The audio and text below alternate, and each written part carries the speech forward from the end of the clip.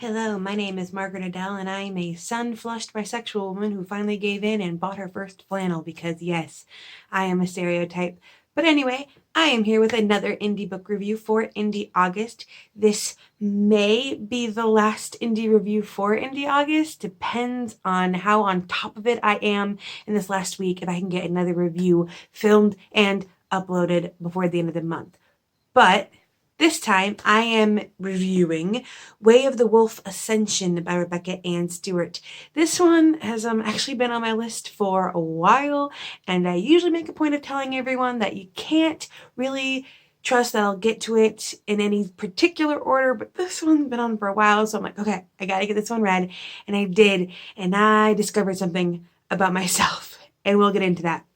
This is a werewolf romance about a woman named Catwolf who essentially they're supposed to be traveling to visit this other pack because of treaties and maintaining, alliances and all that kind of thing. But it's also low-key because her father, the alpha of her pack, wants her to hook up with the alpha of this pack, who is a newly risen alpha and single.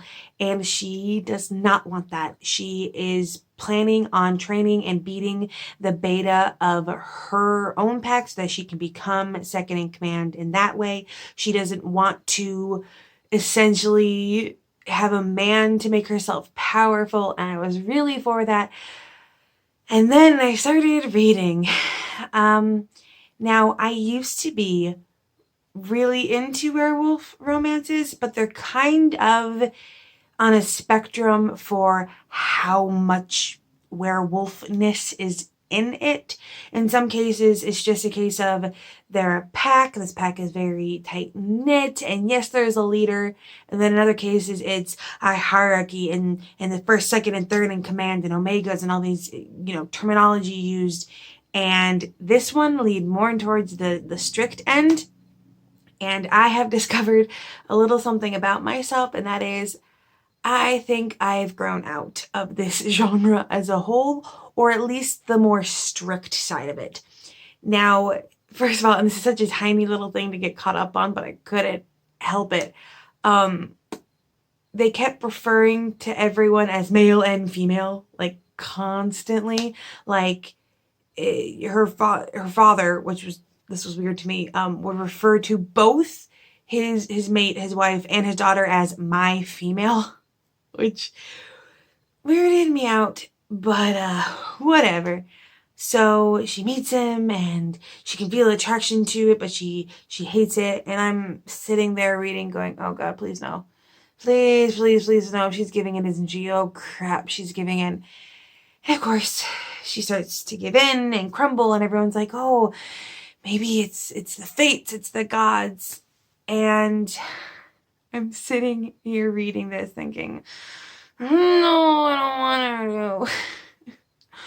And there's a lot of fight back from Catwolf, as you expect, but slowly but surely, she ends up becoming the alpha female to this alpha and starts telling herself, oh, maybe I was just fighting it too hard all along and all this kind of stuff. And the more it happens, the more I just lost it.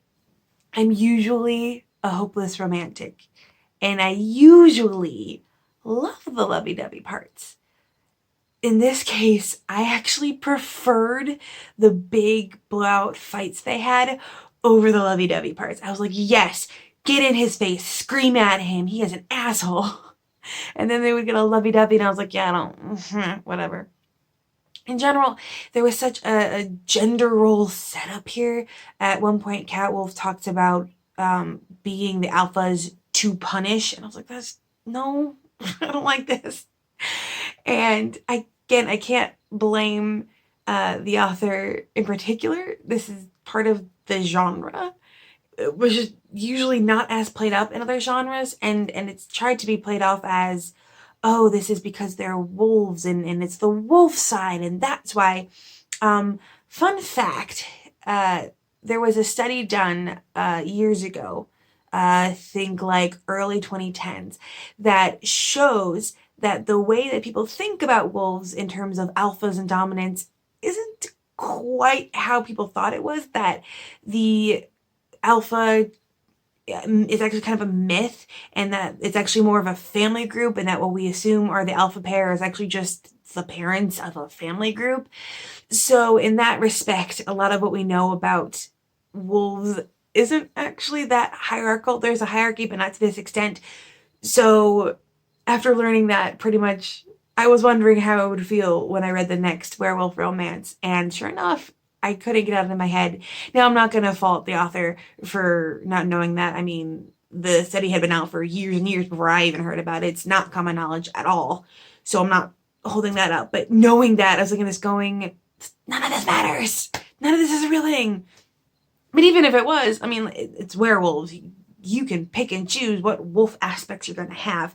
But in general, it just felt like you had Catwolf drawn up to be this strong, independent female character set in a system that basically said that female wolves were secondary to males, and she's supposed to be fighting it, but over the course of the story, you watch her slowly giving in, and I hated it.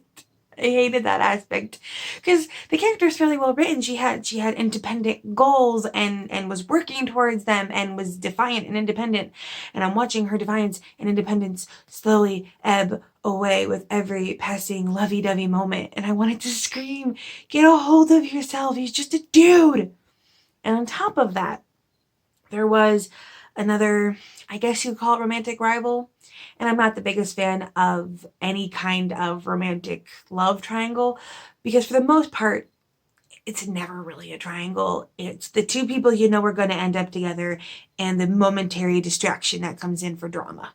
And I'm still sure that's how it's going to end up eventually. If you were to go on and read the next in the series, that you would end up with the two that were originally set up still ending up together. And then this guy is just extra.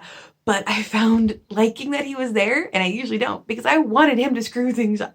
Like, I wanted this relationship to get screwed up throughout the entire time. So every time they had a fight, every time that, this other guy comes in and it's, oh, what's going on? I liked that part the most.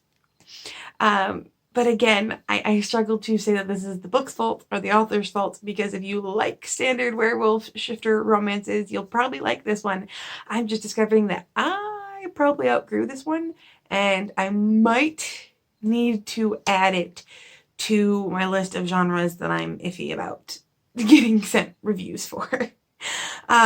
Because it didn't sit well with me. That being said, I couldn't rate it too low, also because there were some parts that I genuinely liked. The dynamics in other characters, side characters. There was a lot of side characters because you're dealing with two different packs of werewolves, so you have a lot of side characters to play off of, and that was really well done. I liked her best friend Araya, and she has an interesting past, and she might be a survivor of abuse, and like, oh, that's interesting. And there were some other members and her parents, and the relationship with them was really nice, aside from, the dad calling her my female, but beyond that, I kind of just had to gloss over the word female whenever I saw it pop up. So there was some good points, and the setup in itself was really promising. If it had been Catwolf's story of fighting back against these systems and trying to change them, I probably would have liked it more. It's just the story punishes her whenever she fights back, and it just irked me seeing a woman that wants to be strong on her own getting punished by the plot for wanting to stand on her own, and she should be giving in and being this, this dude's wife, essentially, and being happy with that and giving up her dreams. Like, at one point through the story, the alpha finds out that she had all these dreams of things she wanted to do outside of being mated, and he gets all sad, and she has to, console him over his agony at robbing her of her dreams. And that also irked me, in general. Just the hidden gender role coding in this was so aggravating. And I say coding in an analogy because coding can be something that's done self-consciously. I don't want to say or even hint that this was a message that the author was intending on getting across, because I don't think that would be fair to her. I think in all likelihood it was probably just getting caught up in the, oh, they're wolves aspect. There was also a plot point near the very end that added a lot of intrigue and added a lot of mystery. And in general, this could have been a series I continued with and done so happily. The book was a very quick read. I think I read it over 2 pages a minute speed. So like this could have been a nice, easy, fun romance ebook read to go through. And then those are always fun because they're just nice, light reading.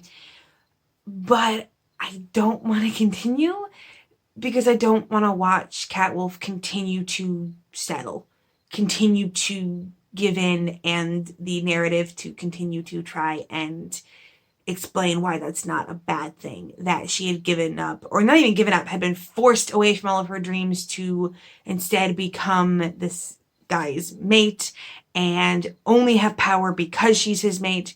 And they try to tell you to a certain extent, oh, she's his mate because she's strong and he knew that, and da-da-da-da-da. But like, there's another woman that could have been his mate, and there's another man that she could have ended up with, so it's not as fated as it kind of makes it seem at first.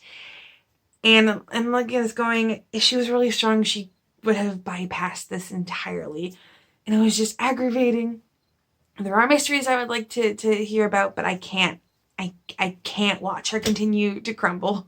I can't watch her continue to give into a system that very blatantly states that females are lesser than males. It's not in me. I can't.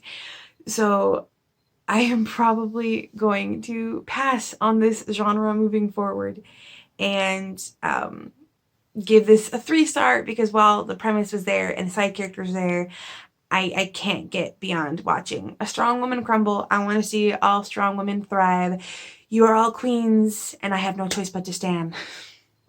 Now is the part in the videos, and you've probably heard me say this a couple times now, where I would usually go if you're an indie author and you would like a review, but still under a kibosh for the moment.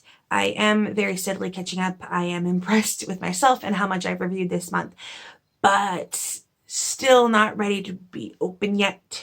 And again, if you've sent me a request not knowing I was closed, that's fine. I will try to get back to it when I'm open again, or if I don't, you can nudge me and I'll check that again.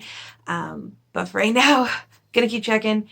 I'm pretty sure all the other review requests I have are for more recent. I don't think anyone's been waiting for more than 3 weeks at this point. Fingers crossed. But yeah, learning another new thing about myself over this indie August. So if you have ever had this happen where you jump back into a genre that you used to read only to find out that, yeah, this isn't a thing for you anymore, please let me know. This has happened to me a couple times with genres that I used to be like hardcore for, and now I'm like, eh. So make sure that if you've had any struggles with that, and with nothing else to say, I hope you have a wonderful day and a marvelous tomorrow.